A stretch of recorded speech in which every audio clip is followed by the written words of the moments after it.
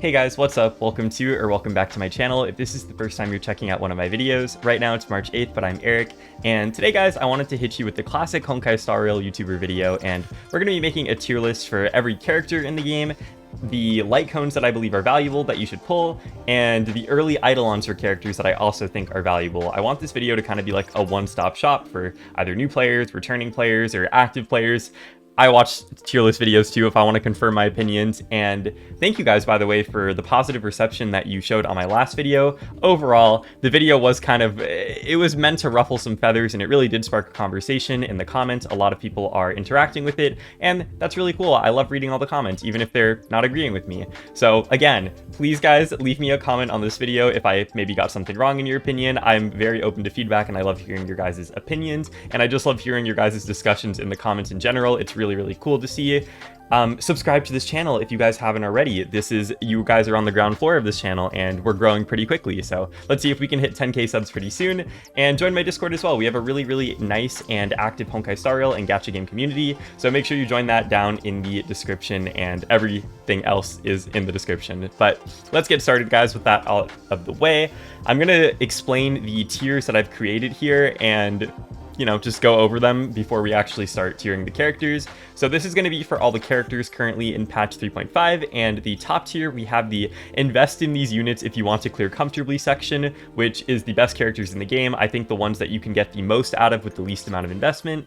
Then we are going to do the second tier, which is literally me writing an essay, but I wrote here, you can invest in these characters if you already have an applicable team for them, but they really need their best in slot team to do good. And I put a big disclaimer at the bottom here that you shouldn't pull repeats of the same archetype, and meaning that if you already have a character like, let's say, Boot Hill, right, then you probably shouldn't pull for Firefly because they're both break DPSs, right? You probably shouldn't pull for characters in the same archetype. You should look to diversify your account in a realistic way, but we'll go more into that soon. Then we have the probably skip asterisk tier, which are characters that you should probably just skip, but there are some pull cases for them that I'll explain individually for each character. Then we have the skip tier, which is characters that you should literally just skip, but they're not horrible, you should just skip them. And then we have the skull tier, which are the only characters that I think should probably be buffed in this game right now. I mean, probably some in the skip tier could use it as well, but the skull tier is really like, we're at the depths of the ocean with this one. So with that out of the way, guys, let's start with one that's already going to get people mad at me, but let's talk about Acheron. So I put Acheron in this tier over here. I've never really liked Acheron as a character. I don't think that she's a horrible character, especially if you have her E2, but at E0 S0, she's an AoE attack scaling DPS that, yeah, she could use teammates that are different than other teams, but in general, especially these days, I do believe that she's fallen behind quite a bit, and I don't put her in the top tier at all. I also think that she definitely needs her best in slot team to function, as well as her Lightcone. Yeah, I don't think Acheron is that good. I'm sorry, Sulky, if you're watching this video, I apologize, but I don't know, I don't think Acheron's that good. So I'm just going with the characters as I see them here. We're gonna go now into Aglaya. So Aglaya, I would say, is also in this tier. I think Aglaya is she probably has the highest ceiling out of any DPS in the game. She's my current favorite DPS in the game, my favorite character in the game. I loved her story. But I really wouldn't recommend you to pull for Aglaya unless you already have Sunday, already have Robin or Tribi, and already have Huohuo. She really demands to have her best team unless you have her E1. This tier list is meant to be more holistic, so maybe an early Eidolon is taken here and there, but generally, I wouldn't recommend to pull for Aglaya unless you already have her best in slot team. They're characters that can do the same thing as her, if not better, with less cost. But if you are a whale, Aglaya is probably the best character in the game. So let's go into Anaxa now. So Anaxa is probably, I'm going to say, the best DPS in the game right now. I really value characters that have good value in every game mode in the game. So in Pure Fiction, Apocalyptic Shadow, and Memory of Chaos. And I think Anaxa is just the best character and the best bang for your buck. I don't think he needs his light cone at all. I don't think he needs any of his Eidolons at all. They help him very minorly. Actually, they more help his more supportive role, which is also an amazing thing that he has access to. He can be played as a support for the Herda. He can be played as a hyper carry DPS that utilizes, the classic HSR team of Huohuo, Sunday, and Robin. And I think that he's good in every game mode. And literally, I really just think he is the most valuable pull for any account right now. If you're a new player, you should be looking out for Anaxa. He will be able to give you the most value with the least amount of effort. definitely get an Axa. He's, I think, literally, like I said, the best DPS in terms of value, especially for low spending or free-to-play accounts. So now we have Archer. Archer is a character here that I'm also going to put inside the second tier, but I'm going to put him higher in there. I do think that Archer is a very strong character, especially if you have his E1. However, I think that he is extremely reliant on Sparkle, and I know that there's going to be the Sunday army in this video saying, oh, well, actually, if you have Sunday E2 S1, it can work well too. In practice, you shouldn't be playing Archer if you don't have Sparkle. I'm sorry, I said what I said. If you have Sparkle, more power to you. I think he's an amazing single target DPS. He has low class clears. He is good, don't get me wrong, but if you don't have Sparkle, don't get him. So now we're going to go with Aventurine. So another hot take of mine. I'm putting Aventurine in the probably just skip tier. I like Aventurine as a character, guys. This is me not talking about the characters as characters in the story or if I like them. Maybe I'll say if I don't like them. Like, for example, I don't really like Aventurine as a unit. I like him as a character. I don't think Aventurine brings a lot of value. I think his debuffs are very mid. I think that his damage is horrible, and I think it's carried by Robin completely. And in general right now, we're in a meta where I think preservation just isn't that great. And with Terravox on the horizon is probably a free unit, I think that's just going to devalue Aventurine even more. I really wouldn't recommend to pull for Aventurine. I know that a lot of people have him as like their ultimate husbando. He's not horrible. You can definitely make him work, but I think there are better sustainers, like quite a few better sustainers than him right now. So probably just skip him. Yeah. So I'm not going to do the standard 5 stars. We do not care. You'll probably get them anyways and be trolled by them. Bailu, Skull tier. But on a serious note, Argenti in the Skull tier. Argenti is one of the few characters in the game that I think is just poor Argenti. I like him. I actually got him on his first banner at 20 pity or something. And I did use him for a while because back in like 1.0 he was decent, especially for like early pure fictions. But he's so bad. He needs a buff. If he is not on the next buff list, I'm going to be very sad. It's either that or they're going to make him one of those characters that you can buy in the shop and then just never buff him and he's just going to stay in the Skull tier. But I hope not, because I like him. But right now, no, don't pull for Argenti. He's not very good. If again, this is a meta tier list. If you like Argenti, pull him, but he's not good. So we're going to go into Black Swan now. So Black Swan, it goes into the probably just skip tier. And that's because damage over time in general is like a package deal. So we're going to go ahead and put Kafka here as well. Damage over time is it's a very unique niche where you need Kafka if you want to even consider pulling for any of the other dot characters. So where's Hysilens? Yeah. So I am going to be including Hysilens and Cerydra in this tier list as well, because I think that we know generally enough about them where I can probably comfortably tier them. I'm going to put all 3 of these in the probably skip tier. I do think that they're very strong characters if you have all of them, but if you're a new player and if you don't already have Kafka especially, I just don't recommend speccing into damage over time like at all. And we've already been shown that Hoyo is not willing to support damage over time consistently.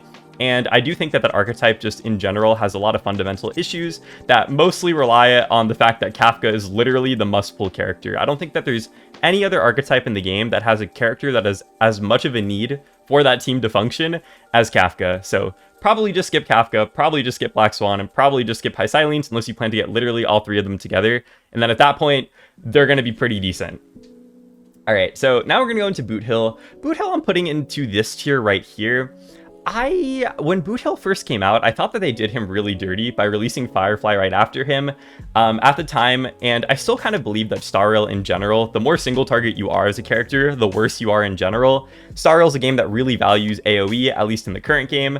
I don't really know how they're going to change that to be more single target focused, but I believe maybe at some point they will do that. Boot Hill is the most single target oriented break DPS that we have in the game right now. He is very, very good at killing one thing at a time, and there are people who do really low cycle clears with him. I have matured into believing now that he is like solidly better than at least Firefly. Rappa, I don't know, I still think Rappa's a bit better, but I think Boot Hill is a good unit, but I wouldn't really recommend him unless you really like him and already have all the break team components, so like Ron May, Fugue, that kind of thing, and don't already have Firefly or Rappa.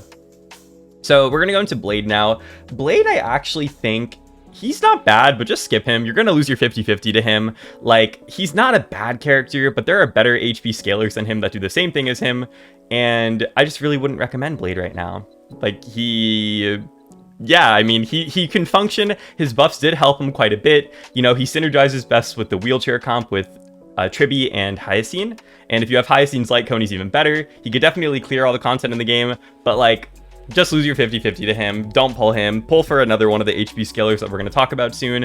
Actually, that we're going to talk about right now, which is Castorus. So Castorus is the second character we're going to be adding into the top tier. I think Castorus is an amazing unit, and I think Castorus has the conception that you need her Lightcone, which I think is completely not true at all. I think she could function very well with Bailu's 5-star Lightcone or the Battle Pass Lightcone, or really I feel like she doesn't care that much. She wants like a high HP Lightcone, right? But I don't think, while her signature is good, I don't think that it's as necessary as people think for her to clear all the content in the game. I think she's currently the best HP scaling DPS. I think that she does extremely well with low cost teams. She utilizes Remembrance Trailblazer, one of the best out of any characters in the game. And she's really good in all the game modes in the game. So Castorus is the best HP scaler for the, Hyacine Triby kind of team comp core that we got going on. Would recommend pulling for her. I think she's great. The global passive exists as well. I don't think they should have added it as most other people, but it's there. It's also a thing. It also adds to her account value, I guess. Yeah, really good character. So let's talk about Cerydra now. Cerydra, I'm going to put into this tier right here. And the only reason I'm putting her inside of this tier right here and not lower, because she probably honestly belongs in the skip tier, is just because if you already have an applicable team, so if you already have Finon, she probably is going to be an upgrade over like Bronya, for example, right, on that same team. But if you don't have Finon, she goes all the way into the skip tier. She's the first Harmony character, or I guess her and Sparkle are like very skippable. If you don't have their respective main DPSs, so Archer, I mean, everyone has Archer now, but, Archer is really only good with Sparkle, and Sparkle's only good with Archer, and Cerydra is only good with Finon, at least in her current state. Maybe it'll change. This video is made when V3 is active, so just do with that what you will. I feel like they're not going to change her, but we'll see. I put her here for now.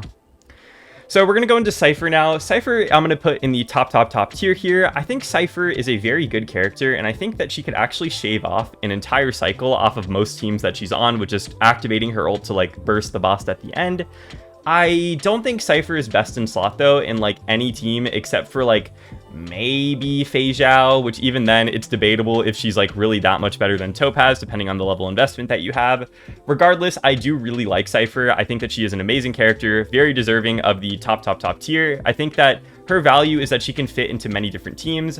I kind of view Cypher as almost like a Remembrance Trailblazer that's better if it's low target scenarios, because she kind of is just a true damage support, and she just gives you the ability to activate her ult and use that true damage whenever you want versus adding it to like every attack the way that Remembrance Trailblazer does.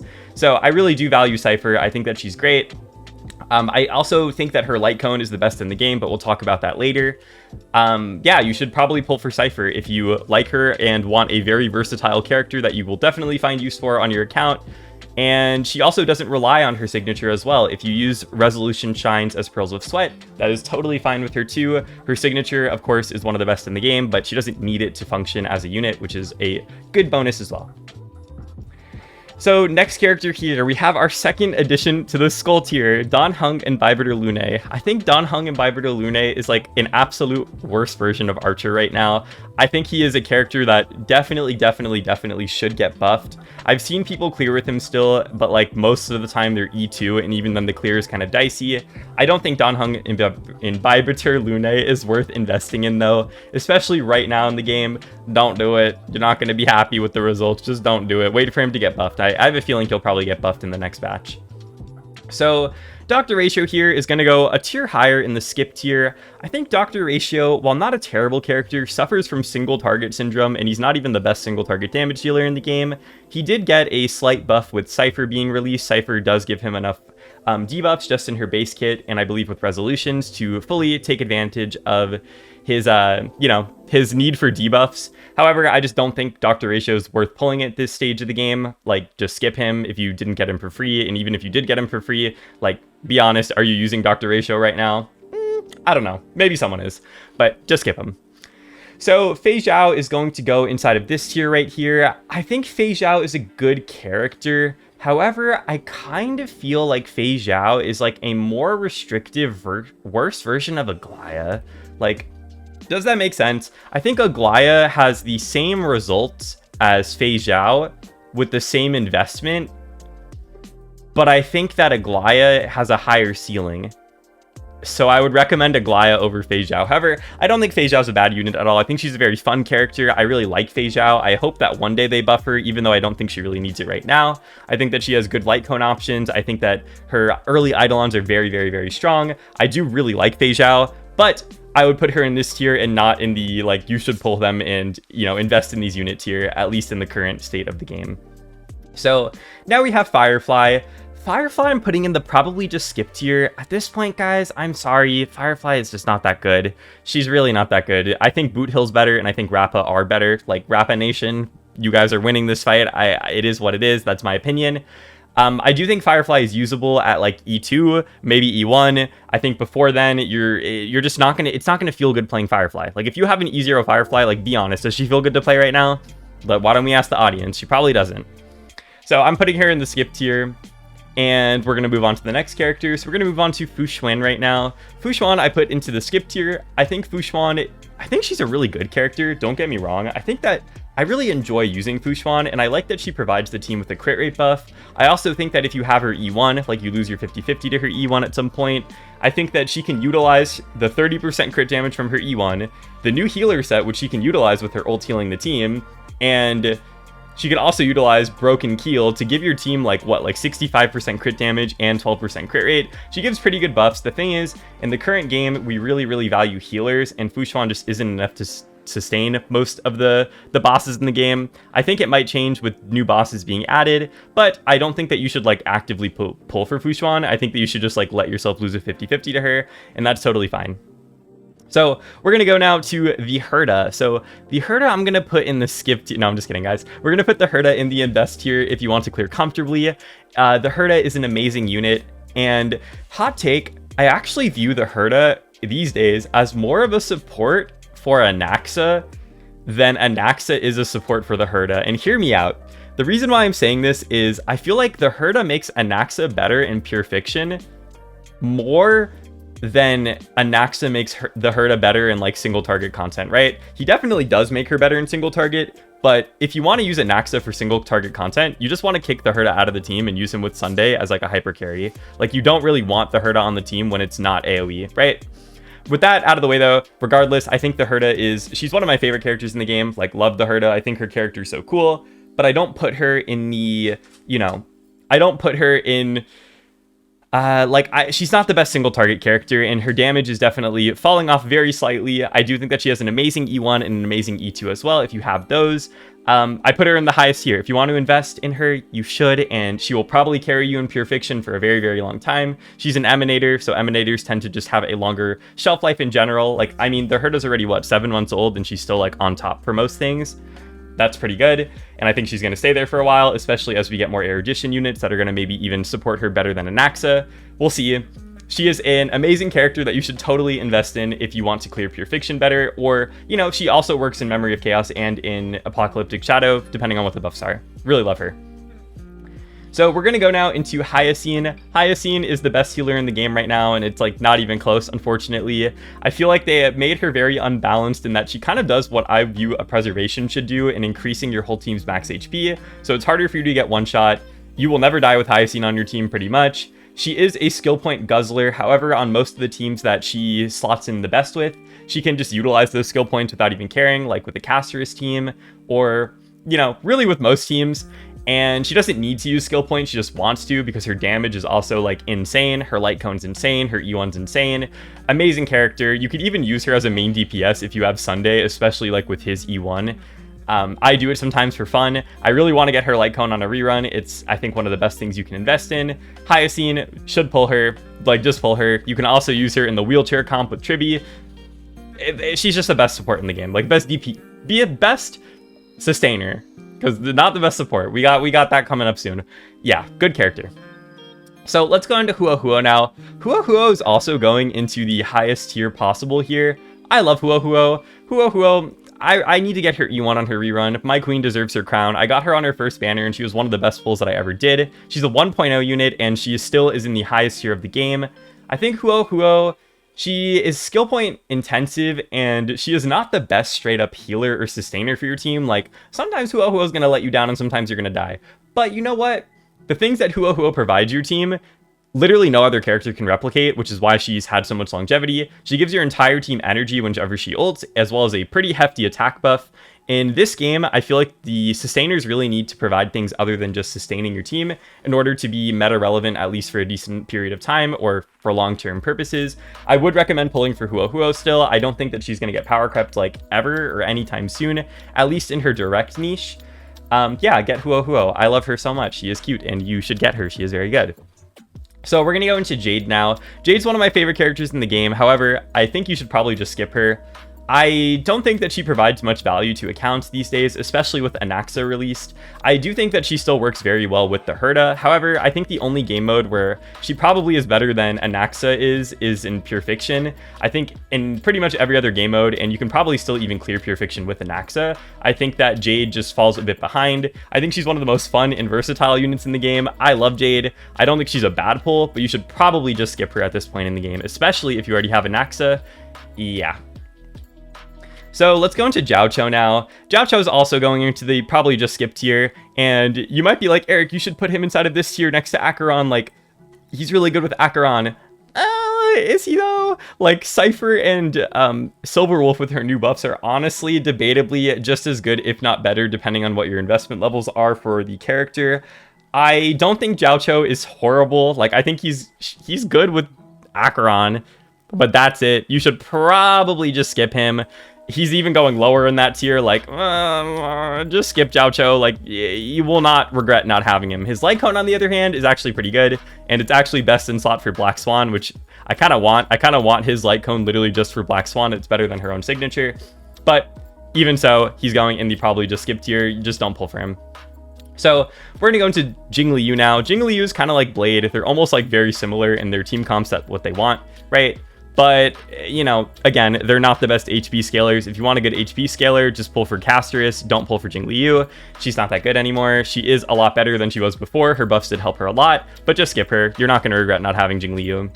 And same thing for Jingyuan. Jingyuan, our general, has probably been like the most buffed character in the history of the game. And in the sense that, like, I remember when he first came out, he was so, like, everyone was doom posting him that he was so bad. But I feel for like almost every patch in 1.0 and onwards, he just kept getting indirect buffs with like new relic sets, new supports, and now he finally has Sunday, who definitely makes him still playable. Like, all of the characters in the skip tier, like, you could still clear all the end game with them. Like, it's totally fine if you really like them. It's just, you get a lot better results for a lot less cost if you just pull for one of the characters in a higher tier. So he's a skip character, but, you know, he's gotten buffed a lot, and Sunday is really good with him. So we're going to go for Lingsha now. Lingsha, I'm putting it into the second tier here. I think that Hyacine and Huo Huo are both better than Lingsha. Unfortunately, I think Lingsha, she is a very, very good sustainer, and she does synergize particularly well with characters like the Herda, as well as just break team characters. I remember everyone was like, oh, she's just a 5-star Gallagher. Gallagher's better. And while Gallagher is a good character, no, Lingsha's better. I'm sorry. Like, Lingsha, she's, I think, a bit more valuable, and they're almost different, right? Like, Gallagher's just a skill point positive hyperspeed support. Lingsha is more of like a sub DPS break, like AoE erudition abundance character.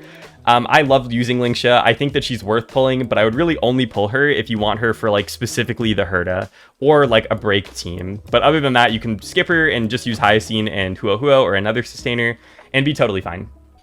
So Luocha now. Luocha, I kind of me pronouncing characters' names differently every time I say them, but I think Luocha, you can use him. And he had like a little glow up for like a moment there when people were using him with Casterus before Hyacine came out, or Mighty. I still think that he has a use case with Mighty. Like, he's debatably better than Hyacine in that team. However, I like don't pull for Luocha, guys. Like, he's not that good. Don't pull for him. Like, you don't need him. I view him almost as like an abundance Aventurine. However, I do think Aventurine brings like a little bit more than him, hence why I put Aventurine a little bit higher. They both just kind of are skill point positive sustainers that one's a healer and one's a shielder. Don't pull him. So now we're going to go into Mighty. Mighty I'm putting inside of this tier as well. I think Mighty, he is a really good character. I think of the HP scalers, he is the second best one after Casterus. I think that Mighty is great. I think he's better than Blade and Jingliu pretty comfortably. However, I wouldn't recommend pulling for Mighty if you can pull for Casterus, right? Like, if you already have Casterus, just don't pull for Mighty. Does that make sense? That's why I'm putting Mighty a tier below. Just because Casterus kind of does the same things as he does, just better. And Casterus is also better in Pure Fiction, which I value a lot, right? Mighty's not very good in Pure Fiction. Casterus is good in all the game modes, which is one of the big reasons why I put her above Mighty pretty solidly. So, but that's not to say he's a bad character. Like, if you like Mighty and, you know, he's your husbando, pull for him. You're going to get good results with him. He's good. So the next character we're going to do is going to be Finon. So Finon, I'm going to put in the highest tier here now. I think Finon, like, I know there's like that one YouTube channel that literally is dedicated to hating on Finon. And I think if you're like a Giga Whale, like Zero Cycle, like, you know, I need to get the highest score, everything. Yeah, he maybe is worse than some of the other characters in the game. But I think his skill floor is so high, like, a low invested Finon is still going to do really well in all the game modes in the game, that I think he deserves to be in the highest tier. I'm not putting him higher than a lot of the other characters in this tier. However, I do think that he's a great character, and if you pull for him, you can probably clear pretty comfortably. And I also like that he could also use Bronya very well and Tingyun really well, so low cost kind of like free-to-play-ish teammates that he can utilize very well. And yeah, like I said, I think he's good in all the game modes, so I like that. So now we're going to go into Rappa. Rappa, I'd say, is the best break DPS we have in the game right now. We are playing in Honkai Support Rail and Honkai AoE Rail. If you are an AoE DPS, you are going to be better than a single target DPS. And we have the single target and blast versions of break, which unfortunately, in my opinion, are just worse than the AoE version, who is good in all the game modes in the game. And I think can just clear...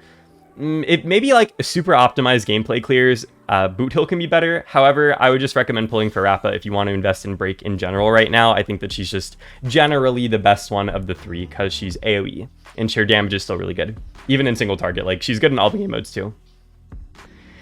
So now we're going to talk about Robin. Robin is Robin, guys. She's one of the best characters in the game. You know, Honkai Support Rail. She is amazing. She is still used after a year of being released already. I don't see her getting like completely power crept anytime soon. Amazing character. You should definitely pull for Robin if you are a new player. Get a Robin, get her E1 if you can. And yeah, I don't think she also is reliant on her Lightcone at all. She is extremely versatile, good in all the game modes. Robin is Robin. We love Robin. So let's talk now about, what's her name? Ronmei. So I'm putting Ronmei as well in the highest tier here. I think that Ronmei, she, one, is a free unit now. Like, you can literally get her if you start playing the game right now or play during the anniversary. I also think if you already had her E1 is something that a lot of players have now, and it's one of the best in the game. And I do think Ronmei is a prerequisite to play break, like, at all. So I'm still putting Ronmei inside of the highest tier. I'm not putting her like in the highest spot in the highest tier, but I'm still putting her in the highest tier. She also is a good replacement. Like, she's probably the most versatile Harmony in the game. She could work with attack scaler, she can work with HP scaler, she can work with damage over time teams. She's very versatile and very strong. She is still one of the queens of Honkai Star Rail. I think that you should definitely consider, you know, building your Ronmei and getting her for free if you have that little golden thingy. So Saber now. Saber is one that I don't have her, so I'm not going to be like super confident with this pick. Like, let me know if you guys agree with me about Saber's placement. I'm putting Saber into the second to highest tier in the game, and my reasoning for that is just because I think that Saber, she needs her Lightcone, 1, to feel good, and 2, she uses the same exact team as Hypercarry and Naxa with like Huo, Sunday, and Robin, and I just feel like Hypercarry and Naxa is like more versatile, and I would say better than Saber, right? I would rather use a Naxa than Saber for like most content in the game. Maybe she's better than him in Pure Fiction, but even then, like, yeah, just I think Anaxa is just better. That's why I'm putting her here. She's not a bad unit. Like, definitely if you already have, like, you know, you don't have Anaxa, you just like her, or you have Huo, Sunday, Robin, don't already have a carry for them, like, you could pull Saber and she's gonna do well, but I value Anaxa more. So Seela is the last character that we're going to be including into the Skull tier. Seela really needs buffs. She is the first character that ever was released, and, you know, she served her time well in 1.0, but she really needs a buff. She's not very good right now. Don't pull for her. There's not much more to say about her. She's not good. So Silverwolf now. Silverwolf, I'm going to put next to Cypher in this tier right here, and maybe I'm going to move him a bit lower. I might do a bit more of reordering, guys, on this tier list, like afterward I'm putting every character in the tier. But yeah, how I view it is I view that Silverwolf after the buffs is like Cypher, but if you're like a lazy autoplay gamer, like, and that's not a bad thing, like that's me a lot of the times. But I think Cypher, while better on paper, is a horrible, like unplayable autoplay character, where Silverwolf, who can slot into the same slot on a lot of teams, is very, very good on autoplay, and her debuffs are very, very strong after the buffs that they gave her. And I think she is very worthy of being in the highest tier. She is just kind of a echo fighter of Cypher, just if you don't want to like manually play the game. And she's like a little bit worse, but not by that much. She also doesn't need her Lightcone at all. She's very good with either Cypher's Lightcone, the tutorial Lightcone, or Resolution Shines' Pearls of Sweat. Great character, even better now after her buffs. Well, before the buffs, but she's really good now. I wouldn't recommend not pulling for her. And I also think her early Eidolons are very good as well. Like her E1 and her E2 are probably stronger than Cypher's E1 and E2, or at least as strong. And she can even get like one turn ults. And I've seen people use her as a DPS, and it's actually really good. So she belongs in here. Now, it is what it is. So let's go for Sparkle now. Sparkle, I'm going to put in this tier next to Archer, and she is attached to the hip, imagine, to Archer in this tier list. If you don't have Archer, she goes all the way down to like, probably just like maybe the bottom of this tier. But with Archer, she actually goes up here. Like if you're an Archer main, you should be pulling for Sparkle, and that gives her a lot of value. She is very, very good if you have Sparkle and you have Archer. Sparkle's great for that team. Archer's free now, so she's a good character, but only for that team, really. So we're going to go now for Sunday. Sunday is, of course, the Charmony siblings, and he did not disappoint. He is an amazing character. He is like a better version of Bronya for pretty much most teams in the game. He is the core to the HSR team, and you really, you should pull for Sunday. Like if you're playing the game right now, just starting right now when I'm making this video, Sunday's rerunning, you should pull for him. You should pull for his Lightcone. He is a great character. You will never regret having Sunday on your account. He is amazing. He fundamentally changes how you play, and fundamentally changes how you play certain characters like Aglaya, and is a prerequisite to a lot of characters like even Anaxa. So, I mean, Anaxa could use Bronya as well, but you get my point. He's an amazing character, one of the best in the game. You should pull for him, and you should really heavily consider pulling for his Lightcone as well. Although, I do think if you have a Bronya Lightcone and don't want to pull his Lightcone, it does work too. So Fugue now. Fugue is going to go inside of this tier as well. She's going to go next to Rappa. I think that Fugue is a good character. However, she does have Harmony and Trailblazer as a sort of replacement for her, although of course she's better. Yeah, I think she's a good character, and you should pull for her if you play Break. I just don't think Break is that good right now, and I think it's fallen a bit by the wayside. And yeah, she's a good character for Break. I wish that she was more versatile. Like, I love Fugue as a character. I think she's so cool, but like, dang, they had to make her a Break support. Feels bad. Hopefully one day in the future we'll get like, more Break support that makes her better or something. Not that she's bad, but I wouldn't put her in the like invest in this unit tier. So let's go now for Topaz. Topaz, I'm putting into the where am I putting Topaz? Yeah, I'm putting Topaz into the skip tier here, and I'm not putting her into the skull tier because I still think Topaz has use cases, or a use case in particular with Fei Zhao, but I think she suffers from low scaling, and I think she suffers from single target syndrome, where she's just too single target. I really do hope that she does get buffed. Like, I would really love to see her get buffed. Maybe make her Numby like ulted enhanced attack blast or something like that. I really like Topaz. She's one of my favorite characters personally. However, I wouldn't recommend pulling her. Just skip her. Get Cypher instead right now. She plugs the same team slot in Fei Zhao teams, but just is better and more versatile. So the next character we're going to talk about now is going to be Tribby. To no one's surprise, guys, I actually think Tribby's the best character in the game right now to get. I think Tribby and her E1 or even E0, S0, she doesn't rely on her Lightcone at all, although I do think her Lightcone's underrated. And she is the best support in the game. Pull for Tribby. You will never regret it. She is amazing. She works on so many different teams. I actually think that she even can be a Robin replacement on a lot of teams. And she is just amazing. Pull for Tribby. We love Tribby. She's great. So that brings us, guys, I think we're almost done with tiering. I only want to tier like the limited 5 stars, guys. I don't think that the standard ones are like worth tiering. Maybe I'll do like a, Remembrance Trailblazer that also belongs in this tier, but, meh. So yeah, I think the last character we're going to talk about here, right? I hope I'm not missing anyone, but I think this is the last one, is Yoon Lee. And I'm going to go ahead and put Yoon Lee inside of the, where am I going to put her? Yoon Lee. I'm going to probably put Yoon Lee in this tier here. Yeah, we're gonna put Yoon Lee inside of this tier, and I think Yoon Lee is very underrated. Like, there's certain bosses like Hule where Yoon Lee just destroys, and even on the bosses where Yoon Lee's a bit weaker, I think that she's really good. Like, I actually think Yoon Lee, especially at lower investment, like E0 S1 or even E0 S0, is better than Acheron as a character. I think that the supports that she uses are much more like, you probably have them already, like Sunday. I think she's also very versatile. You can use her with Robin, you can use her with Triby, you can use her with Remembrance Shellblazer, you can use her with Tingyan. I think she's a very versatile, and I think she's actually a very strong unit as well. I think she's pretty neck and neck with Fei Zhao in terms of their performance, at least in my experience. I think she's extremely forgotten and underrated, but that doesn't mean that she's bad. Like, she's a very, very good unit. But with that being said, I think that, again, you should just pull for Anaxa. Like, all of the characters that can use, like, the Huo Huo Sunday Robin team, right? Out of all of them in the game right now, just pull for Anaxa. Like, so many characters, guys, in these lower tiers are just, like, just pull for Anaxa instead. Like, it's just better. Just pull for him. It's not, just do it, guys. He's the best character in the game at low investment, and honestly, even at like mid and higher investment, he gets the job done and he's amazing, and you should get him. Yeah. So I think that's all of the characters, guys. I kind of like rapid fire did this a little bit. I don't want this video to be like, I mean, it's probably already going to be pretty long, but I don't want this video to be like 20,000 years long, especially considering that now we're going to go into the Lightcones and then the early Eidolons. So yeah, let's go into that section now. Now we are in the Lightcone section. So for the Lightcone tier list, we have tiers that I created here. We have the most valuable tier, which I think are the most valuable Lightcones for any account. Then we have the strong, especially for who they're designed for tier, which are where a lot are gonna wind up, honestly, where they're good Lightcones, especially for who they're the signature for.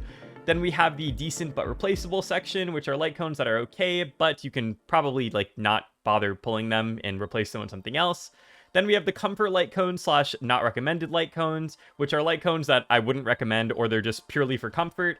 And then we have the Lightcones that are the worst, and they're not even the best in slot for the characters that they're made for, because yes, there are certain Lightcones that are signatures that are no longer even best in slot for the character that they're the signature for. So let's get started, guys. I've been yapping a lot today, so bear with me if my yap session continues a little bit longer. So first of all, we're going to talk about Saber's Lightcone. Saber's Lightcone is very, very strong for Saber herself. It provides her with energy that she can't get in any other avenue. So it's a very, very strong Lightcone. I wouldn't say it's the most valuable. However, if you do play Saber, it is a very, very nice increase for her. I would recommend pulling for her Lightcone if you do plan to get Saber. However, if you don't have it, you could still use one of the 4-star Lightcones or maybe another 5-star, and it would be decently okay. So Dan Heng Imbibitor Lune's Lightcone, I'm going to put in the decent but replaceable tier. It's a decent Lightcone, however, Dan Heng also synergizes very well with like the, what is it called? The Simulated Universe Lightcone, the On the Fall of an Aeon, is that what that one's called? I think so, the 5-star Destruction one, it's really good. I don't think that you need his Lightcone at all for him to be good. It doesn't provide anything but damage, if I'm remembering correctly. So Yoon Lee's Lightcone is going in the strong, especially for who they're designed for tier. Yoon Lee's Lightcone is very, very good, and it's actually surprisingly versatile as well. The taunt value that it brings is very, very invaluable. It allows whoever is equipping it to have increased taunt value, meaning that they're going to get hit more often, and you can't replicate that with things other than like Lynx, but then you're using Lynx, so she has a really good Lightcone. Mighty has a very, very strong Lightcone as well, and I think one of the things that makes Mighty's Lightcone even stronger now is that it actually synergizes quite well with both Jingliu and Blade on top of Mighty. It's one of the strongest Lightcones in the game. I don't have it personally, and my Mighty works just fine, so I'm not going to put it in the most valuable tier. However, it's a very, very good Lightcone, and if you play, you know, Mighty, Jingliu, or Blade, I would recommend just pulling that one. It's the best of the three. So Boot Hill's Lightcone as well is going to wind up in this tier, guys. I know a lot of Lightcones are winding up in this tier. It's a bit harder to tier Lightcones because they're so specific for the characters that they're made for. However, Boot Hill also has a great Lightcone. I don't think that it's irreplaceable. However, I do think that it's very, very, very good for Boot Hill himself. So we're going to go into our first most valuable Lightcone, which is going to be Sunday's Lightcone. Sunday's Lightcone is extremely valuable, not only for Sunday himself, but it also works fantastically with Sparkle and Bronya. It is an extremely comfortable and extremely strong Lightcone. The buffs that it provides, and the fact that it makes Sunday himself a skill point positive support is pretty crazy. It's a very, very good Lightcone. I would 100% recommend to pull it, even if you're a free-to-play or low-spender player. It does change your account for the better in a very positive way. So Jingliu's Lightcone, we're going to move to the not even best in slot for the character they're made for tier. At this point, if you have it, it's not bad, it's good. However, if you don't have it and you plan to invest in Jingliu further, I would just wait for Mighty's Lightcone. It is better than her own. That's why it's in this tier. Again, it's not a horrible Lightcone. There's very few horrible Lightcones in the game. It's just, it's not even her best in slot anymore, so it's going in this tier. Sparkle's Lightcone, I'm putting in the not recommended / comfort Lightcone tier. I think it's comfortable because it does provide your entire team with a 10% crit rate buff, and if you're using like mono quantum with Fu Xuan, I remember back in the day, I thought that like 10% crit rate from Sparkle's Lightcone and then the 12% crit rate from Fu Xuan, so like 22% crit rate for your whole team, was insane. However, in practice, Sparkle, it's kind of a meme that her Lightcone sucks. I don't think it's that bad, but in practice, she does utilize Dance very well, and it's very unnecessary. I would not recommend pulling it, but it's not like the worst Lightcone in the game. So now we have the Herta's Lightcone that is also going to be going in the strong, especially for who they're designed for tier. The Herta's Lightcone is extremely good for her. It opens up her team options quite a bit because there are many teams that you just don't have the skill points for. If you don't have her signature, it provides her with the skill point whenever she ults, which is amazing because that, you know, action advances her and gives her an enhanced skill. Very good Lightcone. I also think that it's extra powerful because of its synergy with Anaxa. Anaxa could utilize this Lightcone very well, and so can Argenti. So it's a very versatile, very strong Lightcone. So Cerydra's Lightcone we have now. I would say Cerydra's Lightcone is probably in this tier too, me putting everything in this tier, but really, I think Cerydra's Lightcone, at least in the current state that it's in, is very good. It helps her be more skill point positive, which she already is quite skill point positive. It gives a skill point back whenever she ults, as well as it provides an extremely strong skill damage buff for 3 turns, which is also very good. I think that she has a very good Lightcone. I don't think it's 100% necessary, but I think it's very strong for Cerydra, and I wouldn't invest in Cerydra, period, but if I were to invest in Cerydra, I'd really want her Lightcone. So to no one's surprise either, Acheron's Lightcone is also going to be going in this tier. It's very strong for Acheron. It provides her with an extra skill, or an extra stack for her passive every time that she does anything, because it provides a debuff. It's very good. It's also decently versatile. You can use it with like Cypher if you want her to be a better sub DPS, or you can use it with like Silverwolf if you want her to be a main DPS. I do value that versatility, and I think it's a good Lightcone. Finon's Lightcone, same tier, guys. It's a very strong Lightcone for Finon himself, and it's going to go higher in this tier. I think that it is a just very good stat stick for him, and it provides him with that base speed that he can't get from anywhere else, enabling him, I believe, to do quicker actions in his ult and increasing that ratio from, you know, his speed and ult multiplier thingy. It's very good. So Seela's Lightcone, we're going to be putting here in the like decent but replaceable tier. For Seela herself, it's pretty decent. However, I don't think like Don Hung and Bybiter Lune, it's necessary at all. Seela can run also very well with the Simulated Universe Lightcone, or maybe even 4-star Lightcones. I don't think it's necessary, but it is decent. Fei Zhao's Lightcone. Fei Zhao's Lightcone is going inside of the strong for who they're designed for tier. Fei Zhao's Lightcone is really good in that it provides an insane amount of Depth Shred, and that Depth Shred is even more valuable if you pair her with Cypher, who also provides her own very strong Depth Shred. I don't think that it is irreplaceable, though. I think that if you already have Dr. Ratio's Lightcone, which in my case, when Fei Zhao came out, I did, I think that they both have pretty similar performance, and I actually think Dr. Ratio's Lightcone is a little bit more versatile. However, I think that Fei Zhao's Lightcone is very strong, as well as Dr. Ratio's Lightcone. They're both good. I just think that Dr. Ratio's is slightly more versatile, which I value. So Archer's Lightcone is going to go inside the decent but replaceable tier. Archer's Lightcone, he doesn't need it to function very well. All the things that this Lightcone does is just adds more damage, meaning that if you use another Lightcone on him, he's going to perform similarly. It is good though. If you got it for free, even better. Yeah. Silverwolf's Lightcone, awful. I think it's the worst Lightcone in the game. It's a horrible signature. Silverwolf is better with like the tutorial event Lightcone. She's better with Cypher's Lightcone, and you should just never ever pull for Silverwolf signature Lightcone. Is horrible. So Ron May's Lightcone, I'm going to be putting into the strong, but you know, strong especially for who they're designed for tier. I think Ron May's Lightcone is very comfortable. It provides a skill point whenever she ults, making her more skill point positive. It also provides a damage buff to the entire team, which honestly is not useful for break teams, but if you're using Ron May outside of break, her Lightcone does add a lot of damage to your entire team, which is pretty good. Yeah, it's a nice, and the energy that it gives your entire team is also very, very, very nice and comfortable. So now we're going to talk about Fugue's Lightcone. I'm going to put Fugue's Lightcone in a comfort Lightcone / not recommended, more in the not recommended section. I think that Resolution shines as Pearls of Sweat, or even like the Simulated Universe Nihility Lightcone. What is that one called? The one with a little potion on it. That one can work very well on Fugue as well. I don't think that her Lightcone is necessary for her to feel good or perform well, and in that case, I don't recommend it, and I put it in the not recommended tier. So Cypher's Lightcone, most valuable Lightcone in the game. I think that there are so many units in the game, from Kafka, from Silverwolf, from Cypher herself, Pella, that could perfectly synergize with Cypher's Lightcone. It provides an insane amount of depth shred. It's like Resolution shines as Pearl, but like Pro Max. It also provides really good speed. It's a very, very, very, very, very strong Lightcone, and I would recommend pulling it and consider pulling it even if you don't have Cypher. So Firefly's Lightcone I'm putting in the decent but replaceable tier. Thankfully, Firefly has like an attack to break effect scaling, meaning that if you use the Herta Shop, or the Simulated Universe, I guess Herta Shop, however you call it, Lightcone on her, it performs similarly. I think that she has one of the more skippable Lightcones. However, it is pretty decent for her. If you have it, it's not terrible. It's just replaceable. So Topaz's Lightcone I'm putting in the, I'm going to put Topaz's Lightcone honestly in the strong, especially for who they're designed for tier, and I think it's going to be carried a little bit by the fact that it's very, very versatile. You can use it on Moza, you can use it on March 7th Hunt, you can use it on Topaz herself. It's very versatile. It's a very, very good supportive Lightcone for Hunt units and for like secondary Hunt DPSs, and I think it's very, very good. I think that it might even be better than Topaz herself at this point in the game.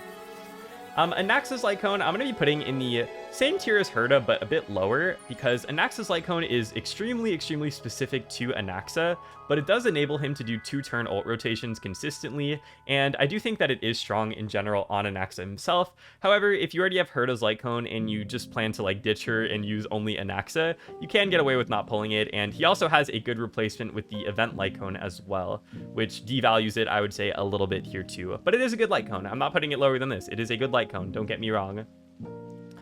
Rappa's Lightcone is also a good Lightcone. Rappa's Lightcone provides her with energy at the start of battle, which she desperately wants to immediately get inside of her ult state, as well as just really good buffs that improve her damage in a very meaningful way. I think that Rappa's Lightcone, if you don't have it, she does feel significantly worse, so it is definitely very, very strong for Rappa herself. However, I don't think it's useful on many characters other than Rappa herself.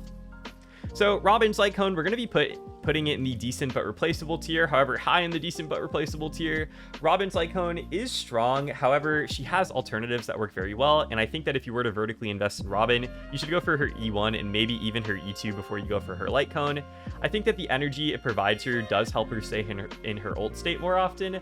But if you have like a Bronya Lightcone lying around, or even the Event Lightcone, it's gonna be fine. You can make it work. I think it's a good Lightcone, but not irreplaceable. Like, it's replaceable and it's decent, so it's going in here. Tribby's Lightcone, I think I'm going to put at the bottom of strong, especially for who they're designed for. I almost feel like for Tribby, people are going to disagree with this, but as someone who has Tribby's Lightcone, I feel like there's two playstyles for Tribby. You either don't have her Lightcone and don't care about her personal damage and just use her as like a dance bot, which is totally fine too. Honestly, it's probably pretty equivalent to with her Lightcone, it's just different. Her value then is in advancing your team constantly by ulting. However, if you have her Lightcone, she actually becomes a very, very good sub DPS. It improves her personal damage by like 30 to 40%, and it allows her to do more frequent ults, which means more frequent follow-up attacks. And I just think it's a really, really nice Lightcone. I like Tribby's Lightcone. I would recommend it if you especially don't have like an S5 dance. It's just not necessary. I still think it's very strong for who it's designed for though. So we have Jing Yuan's Lightcone though. Jing Yuan's Lightcone, I'm not 100% sure where to tier this Lightcone. I think I'm going to put it in the decent but replaceable tier. I don't think that, while it is a good Lightcone and it's decently versatile, I don't think that it's like necessary at all. Like, I think that you can get around with using one of the other 5 stars or even a 4-star Lightcone on Jing Yuan, and it's probably comparatively good, like more so than it is for maybe some of the Lightcones that are above it. So we're going to talk about Jade's Lightcone now. Jade's Lightcone is definitely going in for the strong for who they're designed for tier. I do want it personally. It provides 20% depth shred, which is insanely strong and a really unique multiplier to Jade herself. It also could be used very well with like Chinche and some other characters. I think that it's a very good Lightcone. And the thing is, I think that especially with the new Battle Pass Lightcones that have just came out. You can use another Lightcone on Jade, like how I do. I use the new Battle Pass one on her, and it's comparable in damage. However, I do think that if you have Jade's Lightcone, it is a significant boost to her damage, and I would put it in this tier. Argenti's Lightcone is going in the not even best in slot for the character that they're made for tier. Argenti's Lightcone got power crept by the Herda's Lightcone for Argenti. It's not worth pulling at all. If you want a good Lightcone for your Argenti, pull the Herda's. It works better for him, and it makes him more skill point positive and gives him more damage. Unfortunate. Maybe one day they'll buff Lightcones. We'll see. So Blade's Lightcone, I'm going to put Blade's Lightcone in the decent but replaceable tier. I like that it's more accessible now if you buy the more expensive Battle Pass, and I still think that it's very strong, especially for on Blade himself. However, again, I do think, unfortunately, Mighty's Lightcone did power creep it, but I do think that Blade's Lightcone, it's more debatable if it's straight up better than Mighty's for him, right? So that's why I'm not putting it where Jingliu uses. I still think that it's a good Lightcone. I just don't think that it isn't replaceable. So I'm putting it here, and there is a better one. So that's why that's there. Kafka's Lightcone is not even best in slot for the character that it's made for. If you want to play Kafka in the big 2025 with her new buffs, you should be, and you want to like invest in her and you haven't already, you should pull for Cypher's Lightcone for her, or you should just use Tutorial, the event Lightcone that has Silverwolf on it. That is currently her best setup, where you use her with Eagle set, Energy Recharge Rope, and Energy Recharge Planner, as well as Tutorial, and that makes it so you can get one turn ults on Kafka. Kafka's role on the team has really shifted to be more towards a supportive role, where now all she is used for is to constantly pop dots, and she's almost a driver for the team, more so than a DPS herself, and her Lightcone is really just used to improve her personal damage, rather than her supportive capabilities, which is mainly what she's used for right now. That brings me to Black Swan's Lightcone, who is also going in the not even best in slot for the character they're made for tier. I think that it's a bit better than maybe some of the other ones in here. However, it got power crept by Jiaocho's Lightcone. Jiaocho's Lightcone provides team-wide damage, and damage over time notoriously is a multi DPS team. You like, especially now with Hysilens coming out, you have 3 DPSs on the team, so supportive Lightcones get extra value, and the damage that your whole team receives from the Jiaocho Lightcone versus the Black Swan Lightcone on Black Swan herself is better. So you should just pull for Jiaocho's Lightcone if you want to invest further in your dot team and in your Black Swan. And Jiaocho's Lightcone, which I'll tier here now, is also a really, really good Lightcone because it gives 60% effect hit rate at S1 versus the 40% that Black Swans gives. So it's even easier to build Black Swan with Jiaocho's Lightcone. Casterus's Lightcone is very, very, very strong. I think that it's very, very good on her. I think the defense shred that it provides, especially if you're using Casterus with Cypher or maybe even Sunday E1, provides a lot of value, like a lot of value. I don't think it's irreplaceable, but I do think that it's strong for Casterus. I'm not putting it in the highest tier. It's also really only good with Casterus, I believe. Aventurine's Lightcone is going to be going in the comfort / not recommended section. I think it provides him with the debuff, which should, for each one of his follow-up attacks, which should make him a little bit better with Acheron. However, I don't think you should be pulling for it. In general, I think that sustainers, Lightcones, except for one exception that we're going to talk about next, are just not really worth pulling. They're more so for comfort. Don't pull it. It's not really worth it. I don't really even like recommend investing in Aventurine. He has decent alternatives. Just don't do it. Hyacine's Lightcone is the third and I believe last Lightcone that we're going to be adding into the most valuable section. Hyacine's Lightcone fundamentally changes the character. It fundamentally changes the teams that she is best in slot on, like with Blade, like with Jingliu, like with even, I don't know, like Casterus. It really, really is a broken Lightcone. It gives speed. It gives her the ability to drain her teammates slightly every time that she goes. Very, very strong Lightcone. I definitely will be pulling it myself on a rerun. I didn't get it when she first came around. It is one of the best Lightcones in the game, and it can also be used on like Remembrance Trailblazer, and they could use it very well as well. So it's also versatile. Very, very good Lightcone. Luocha's Lightcone, I'm actually putting in the decent but replaceable tier, but all the way at the bottom. And that's because I think that Luocha's Lightcone is very, very good on Linksha. If you're not playing Linksha on a break team, debatably Luocha, it's Lightcone that I use on my Linksha. Debatably, it's better than her signature Lightcone for non-break teams. It provides team-wide speed, and it gives her an insane amount of energy every time that she attacks. I do see a future where Luocha's Lightcone also gets more value, because when we get more abundant characters that may also have AoE attacks, they're definitely going to like this Lightcone, especially if they're an attack scaler. Very, very good Lightcone, but it is, of course, replaceable as well. I'm putting it more towards the bottom of this tier. Very, very good. and I like that it's accessible now with the expensive battle pass little shards. So Ho-Ho's Lightcone is also going in the comfort / not recommended section. It does make her healing a bit better and provides her with like a new avenue to heal as well as the energy regen. It's not bad, but she has so many alternatives that I wouldn't recommend pulling for it. It's just a comfortable Lightcone. You don't need it. It's a want, not a need. You know what I mean?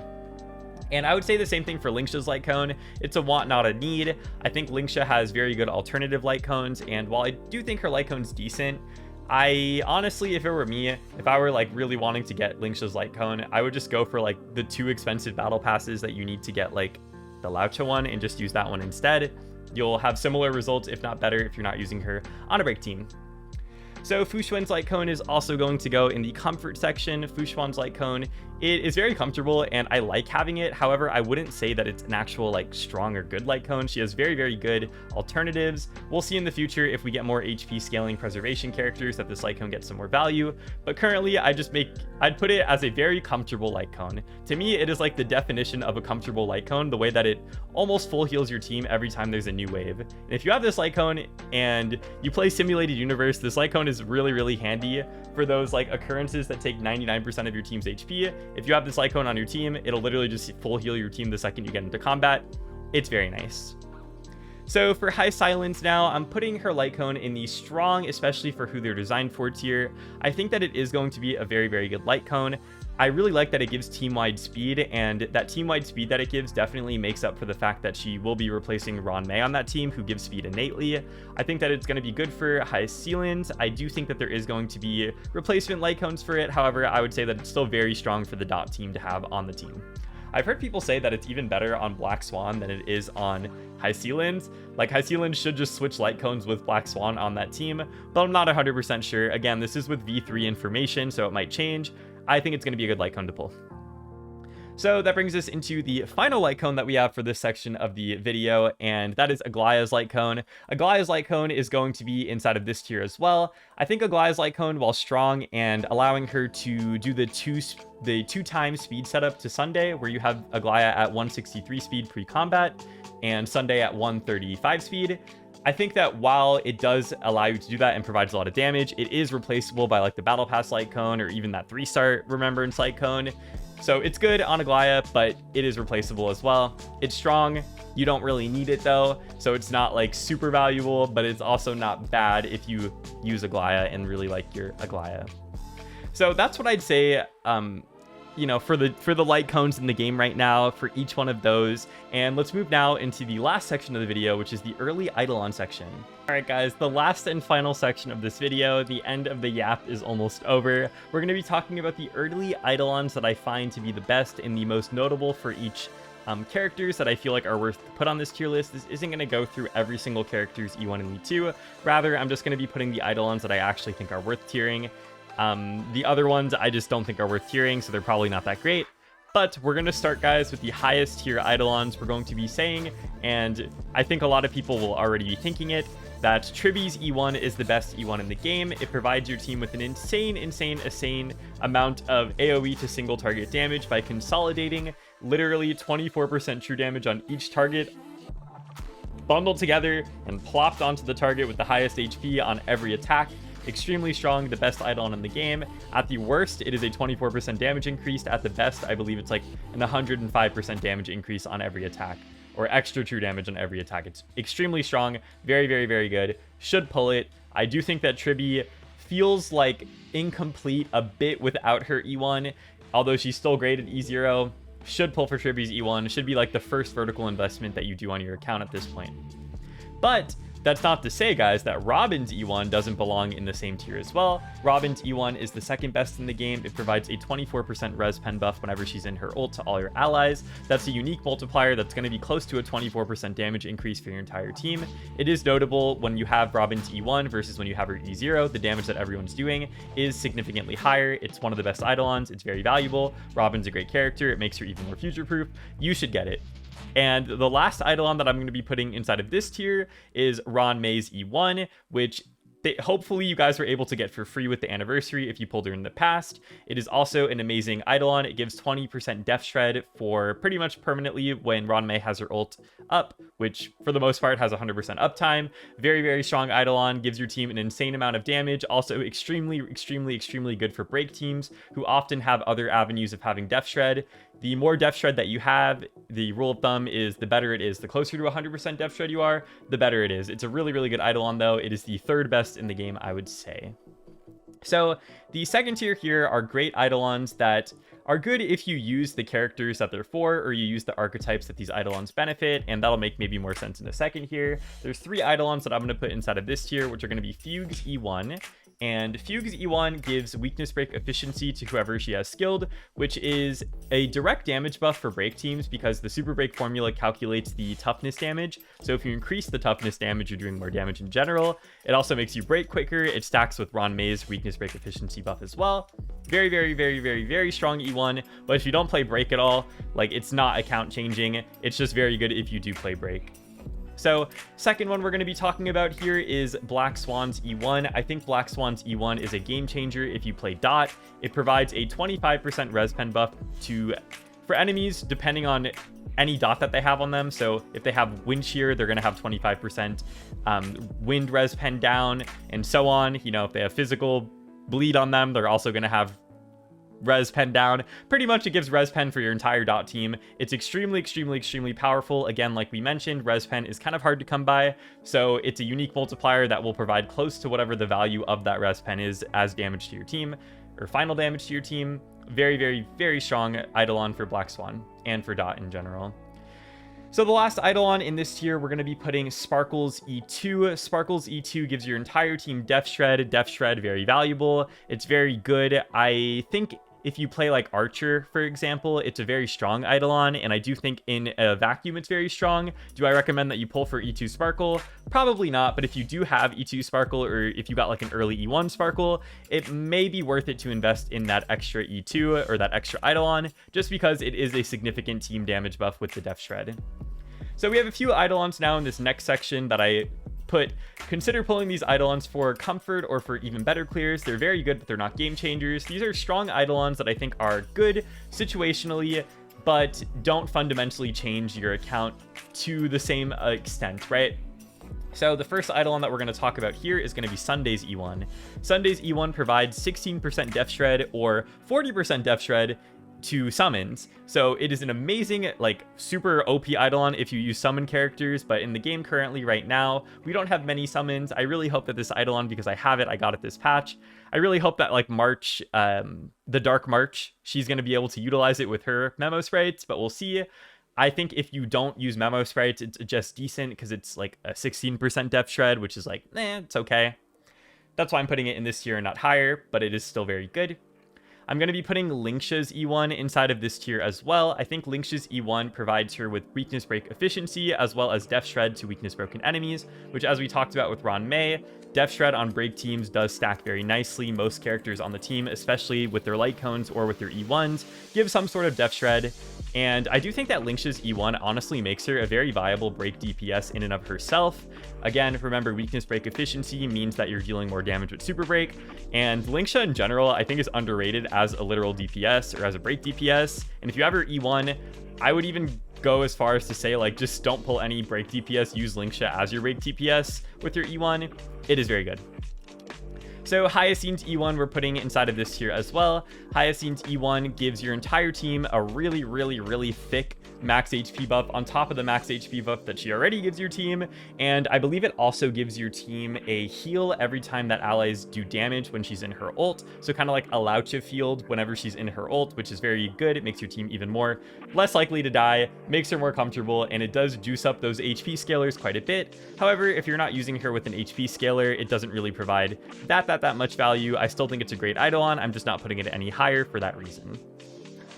So the next Eidolon we're going to talk about is Huohuo's E1. I really like Huohuo's E1. I really want it. It makes her more skill point positive, and it gives your whole team 12% speed almost unconditionally as long as you have her passive little field up, which you should have, especially if you have her E1 that extends the duration by a turn like we just said. I think it's a great, comfortable light cone. or not Lightcone, Eidolon. I just don't think that it's game changing or like breaking. It's just very comfortable and good. It makes Huo Huo even better. And the next one is going to be Cypher's E1. So Cypher's E1 just makes what Cypher does even better. It changes her stored damage from only 24% to I believe 36%, which is significant. It does ramp up her damage from her ult very quickly if you have her E1, and it also gives her a decent 80% attack pretty much unconditionally whenever she does a follow-up attack for like a few turns, so it's always activated. The thing is, Cypher's multipliers are quite low, so it does help her sub DPS potential quite a bit. I do have her E1 actually, I got it pretty early. However, I don't think that it's a game changer, I just think that it's very good. So same thing I can say about the next Eidolon we're going to talk about, which is Silverwolf's E1. Silverwolf's E1 provides her with energy every time I believe that she attacks enemies with like a debuff on them or skills them or ults them or something like that. It's what enables Silverwolf to be able to have one cycle or one turn ult if you use her with a tutorial Lightcone, or it allows you to switch off an energy recharge rope into an attack one for a more sub DPS playstyle if you don't use her with the tutorial Lightcone. I think that it is very valuable, and I do think that it changes kind of the way that you play Silverwolf and the way that you approach your team building. I think it's very, very good, but I wouldn't say it's game changing or like necessary to have Silverwolf be decent these days. So now we're going to finish this tier off by adding in Kafka's E1 and Kafka's E2. I think that both Kafka E1 and E2 are very good buffs for dot teams. Her E1 provides a 30%, I believe, damage vulnerability to enemies that she attacks. And then I believe that her dot damage vulnerability, so it's specific to that.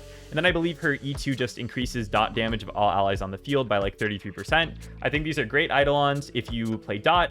I think that they're not better than Black Swan's E1, but I still think that they're pretty good. I would still recommend pulling Black Swan's E1 before you even consider getting these though. So now we have notable DPS Eidolons. So all of the Eidolons in this section are going to be DPS Eidolons that I feel like are worth talking about and worth pulling. The first one that we are going to talk about here is the Herda's E1 and E2. The Herda has an amazing E1 that increases the maximum amount of damage that she deals with her interpretation stacks and her enhanced skill. And it makes it so that when enemies lose interpretation stacks after you use the enhanced skill, they start with 15 stacks versus the 42. So this is even better if you have the Herda's E2, as her E2 gives her 2 charges of her enhanced skill every time that she ult, as well as an action advance every time that she uses her enhanced skill, and it lets her start with an enhanced skill stack. So you're doing a lot more enhanced skills, meaning that you're not going to be able to stack up interpretation as much to get the maximum damage per enhanced skill. However, with the E1 compiled with the E2, you are still getting a very, very good amount of that damage, and it is a lot more damage than if you have like E0 or even E1, the Herda. It's a great Eidolon. They're both really good Eidolons. So we're going to talk about Aglaya's E1 now. Aglaya's E1 does change the character. It makes her actually versatile with your team building, and it makes her energy needs pretty much trivialized. You no longer really, maybe you just need Sunday or maybe you just need Huo Huo. You don't really need both. If you have a well-built Aglaya or use an energy recharge rope with her, you don't really need any of the characters that you need otherwise with an E0 Aglaya. It's very, very, very good. It's very strong. You should get it if you main Aglaya. So we're going to talk now about Castoras's E2. Castoras's E2 provides her with a lot more damage, and just a lot more damage for her dragon and herself. It allows her to, I believe, skill every time that she ults before that the dragon goes, which is insane. Castora's skill does so much damage. I swear I'm always surprised by it. And it provides a lot more damage for her dragon as well. I do think that her E1 isn't really as notable, so we're only going to talk about her E2, but her E2 is very, very, very good. And that brings us into Fei Xiao's E2, which is also insanely powerful. It makes her ult stacking a lot quicker, and more ult equals more Fei Xiao damage. That's the majority of the damage of her ult. So it's a very, very strong Eidolon, especially if you use her with Topaz, who's going to be able to keep up with the, the maximum amount of generation for Fei Xiao stacks, especially with E2. So now we're going to talk about Rappa's E1. Rappa's E1, I think, is kind of like the other part to her Lightcone. Her Lightcone helps her get into her ult state at the beginning of combat. Her E1 helps her stay in her ult state. It provides her with energy, I believe, after her ult ends, so it makes her energy costs a lot lower, as well as it gives her, I believe, Def Shred as well, which, as we talked about a few times in this video already, Def Shred and break teams go hand in hand together. It is very, very strong, and I think it's worth talking about. We also then have, of course, Acheron's E2. Acheron's E2 allows you to run a Harmony character and not miss out on any damage from her trace. It's a very, very powerful Eidolon. I just don't think Acheron these days really keeps up. However, if you do want your Acheron to still perform very well, I do recommend going for her E2, because then you can use her with something like E1 Tribby, and it is pretty broken. And I do think that it helps her longevity, because any new Harmony unit that comes out now, or any new sub DPS, or really any unit that comes out now, can be considered for the Acheron team versus just Nihility units that you need if you use E0 Acheron.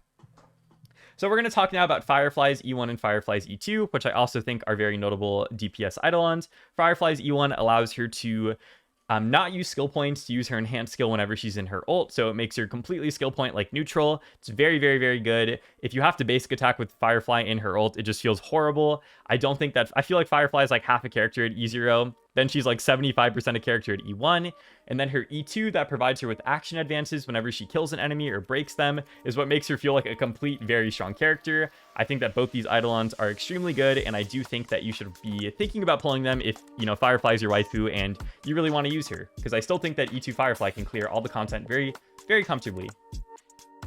So let's talk now about Mighty's E1 and E2. I think that these are just really nice, either quality of life increases or just straight up damage increases. His E1 making his enhanced attack AoE kind of alleviate some of the issues that Mighty has with being worse in Pure Fiction and just the auto battle thing that he has going for him. And his E2 is like an insane damage increase. I believe it makes it so that he gets his enhanced skills a lot quicker, which is a large part of his damage. It's a very good Eidolon. I know that Mighty mains, they always gas up his E1 and his E2. They're very notable. If you main Mighty, consider getting them. And that brings the last Eidolon I want to talk about in this video and on this section of the tier list, which is going to be the Phynon E2. Phynon's E2 allows him to take more actions inside of his ult and get more meteors, and it's an insane DPS increase for Phynon himself. So much so that I believe it's worth pulling for his Eidolons more so than it's worth currently to pull for Cerydra, his dedicated support. If you are a Phynon enjoyer, his E2 is what you're shooting for. His E1 isn't really that notable in comparison. It's more of a stepping stone Eidolon. It's very good, and you should recommend, or you should consider pulling it if you love Phynon. But yeah, that wraps up, guys, this section of the tier list, because I don't think that any of the other Eidolons are really worth talking about. Let me know if I missed an Eidolon that you think is worth talking about that maybe I glazed over, or glossed over rather. I glazed over a few of these Eidolons already, and that also brings the end to this video, guys. I am yapped out today. I'm recording this all like in one day, like very few breaks in between. I hope you guys enjoyed. This is probably a good video to put on like in the background while you're doing other things. And as I said before, if you guys like this video, make sure to leave a thumbs up. It really does help with the channel. We're trying to grow this channel as quick as possible and, you know, foster the best community as possible. I love diversifying and building communities. I come from League of Legends. I have a League of Legends background. I have a League of Legends channel, and now I'm foraying myself into gacha content a little bit. So please leave me a thumbs up and subscribe if you found this content entertaining, useful, informative, something like that, and join my Discord server too down in the description. Thank you so much for watching, especially if you made it all the way to the end of the video. You're such a real one. I will see you guys in the next video. Bye, guys.